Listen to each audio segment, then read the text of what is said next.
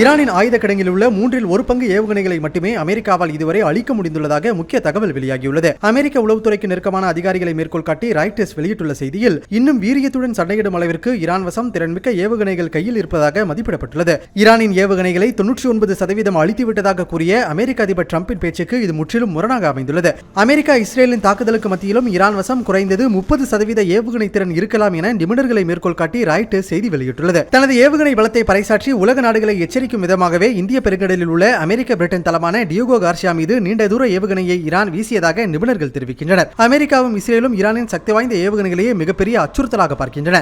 ஏவுகணை நகரங்கள் என சொல்லப்படும் அளவிற்கு ஈரான் நிலத்தடியில் ஆழமான சுரங்கங்களில் ஏவுகணைகளை பதுக்கி வைத்திருப்பதாக கருதப்படுகிறது. இந்த சுரங்கங்களை கண்டறிந்து அழிப்பது அமெரிக்காவுக்கு கடும் சவாலானது என்றும் ஆய்வாளர்கள் குறிப்பிடுகின்றனர். இதனிடையே வெள்ளிக்கிழமை சவுதி அரேபியாவின் பிரின்ஸ் சுல்தான் விமான தளத்தை குறிவைத்து ஈரான் நடத்திய தாக்குதலில் குறைந்தது 12 அமெரிக்க வீரர்கள் படுகாயம் அடைந்திருப்பதாகவும் பல அமெரிக்க போர் விமானங்களுக்கு சேதம் ஏற்பட்டுள்ளதாகவும் தகவல் வெளியாகியுள்ளது.